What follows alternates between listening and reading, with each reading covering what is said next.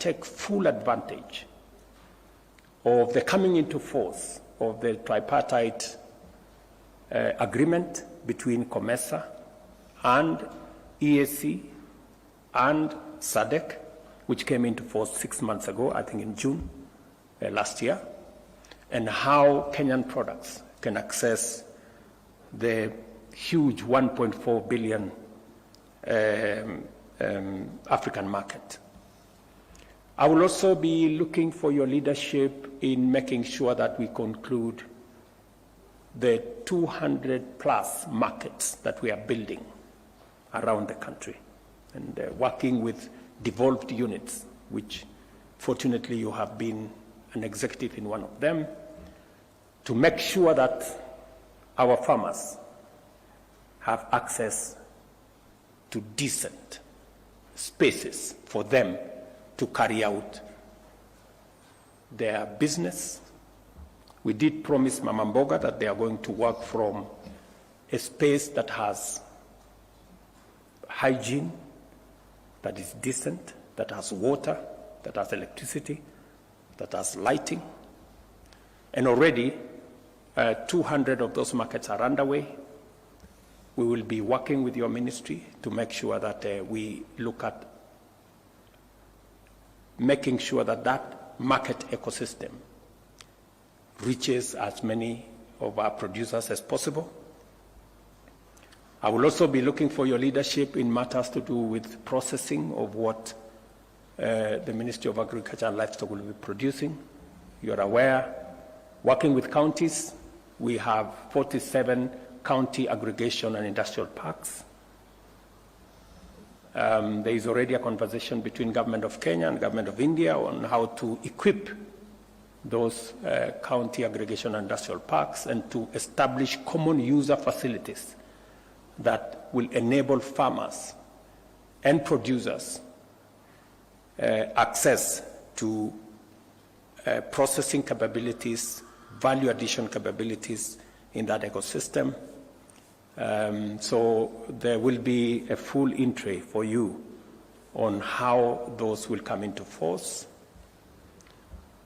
I will also be looking forward to you providing leadership on our special economic zones.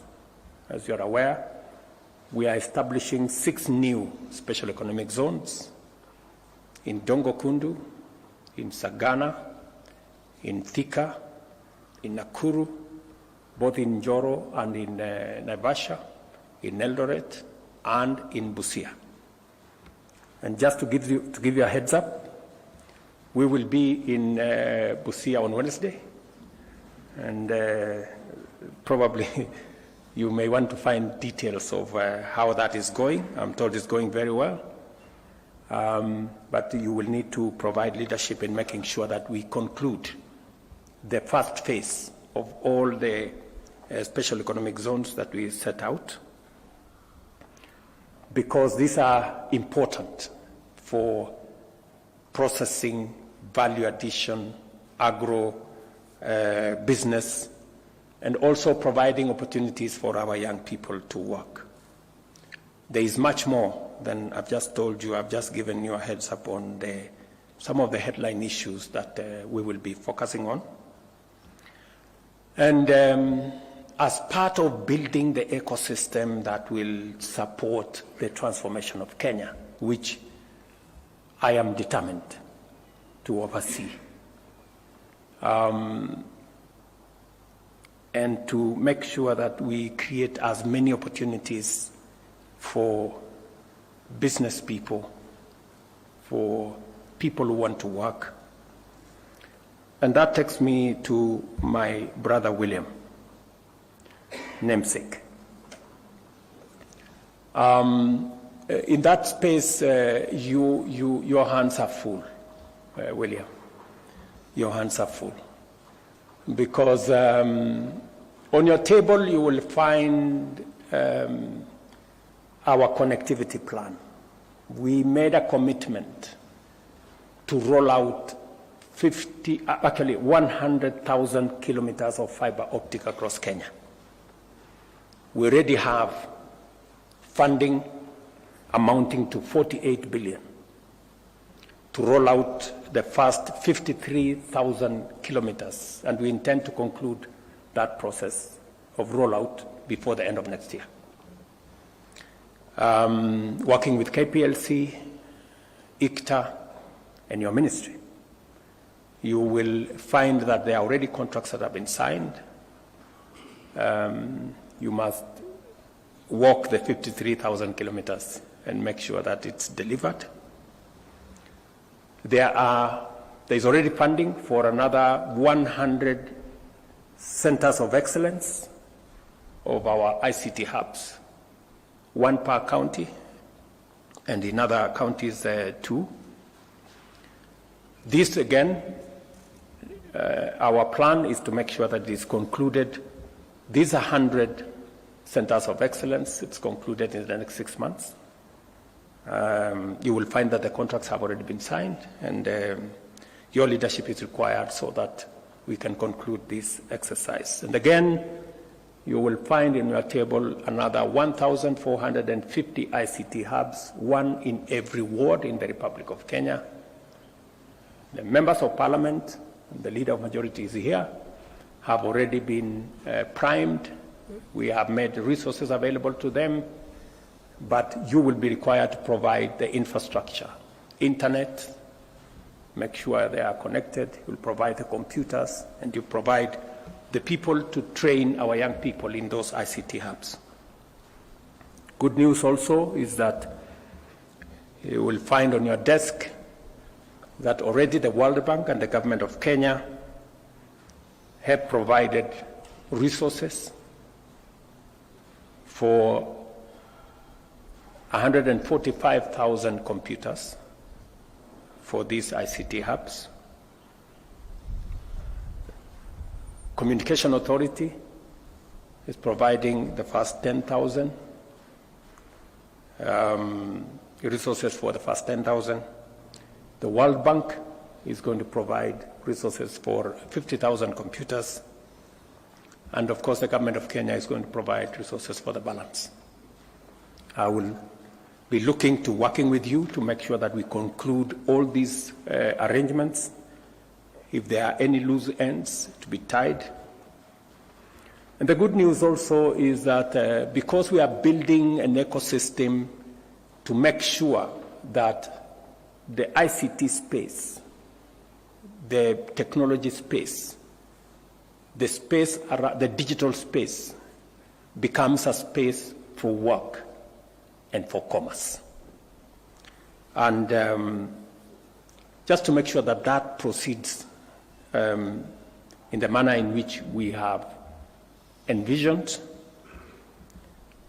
Teleperformance, the largest business processing outsourcing company in the world, is now setting up shop in Kenya.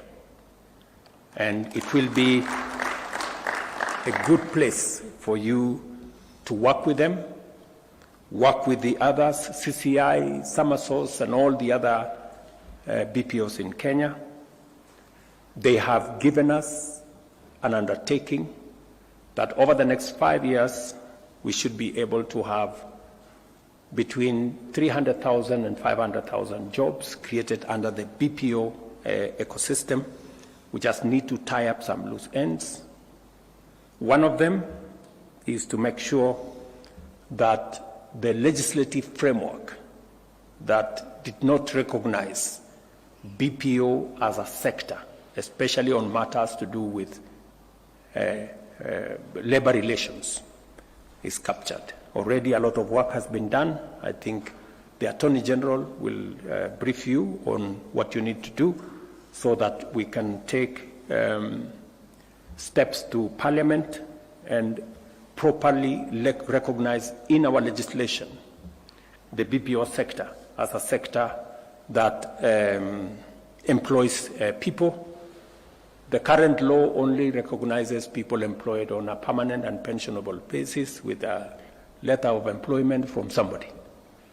This space operates differently, and therefore we need to capture it and to work towards making sure that we provide opportunities. Between the BPO sector Waziri, and all the other online workers, our expectation is that we should be able to have at least 1 million, 1.5 million people working in that digital space. Already, a lot of work is going on in our TVETs.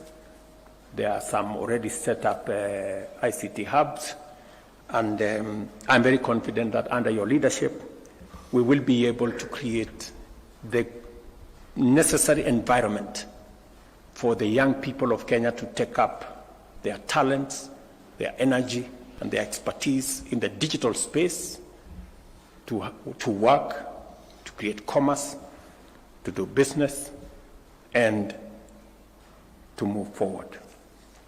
I am also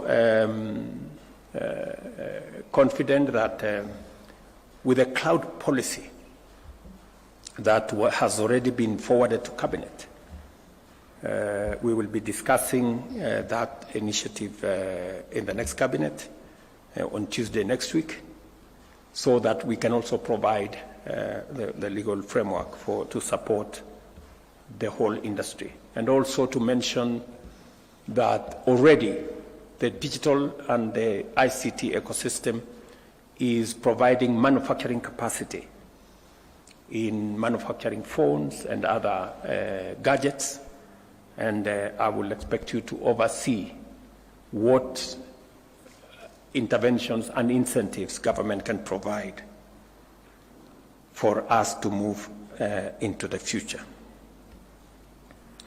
Allow me, therefore, to say that I expect you to serve the people of Kenya with dedication, professionalism, fairness, and understanding. While we must be firm and effective in our actions, we should also approach our engagements with compassion and patience, particularly when communicating with the public. We must also do more to minimize misunderstandings and enlist all citizens in the collective task of national transformation. With limited fiscal space and ongoing austerity measures, many are being asked to make do with less than expected. It is important that we consistently clarify the state of affairs and articulate our vision, embracing short-term austerity for long-term prosperity, while prioritizing investment in the multipliers of opportunity and abandoning expenditure on consumption.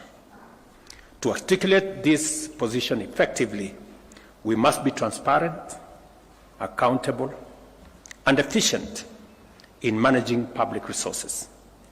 We must be excellent stewards of public funds, taking a strong stand against corruption and wastage.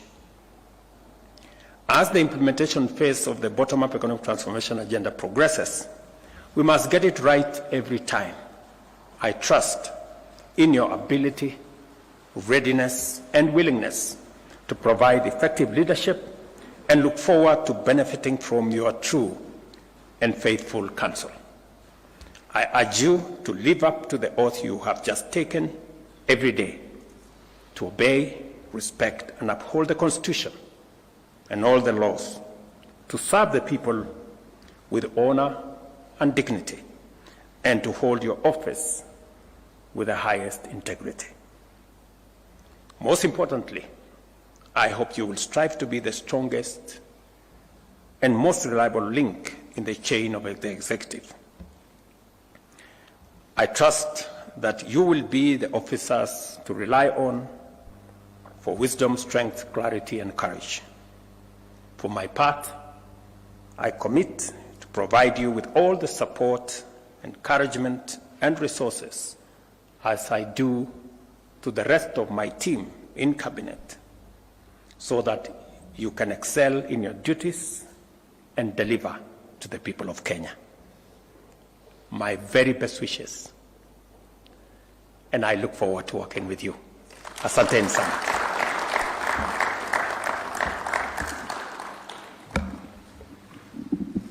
Let us all rise.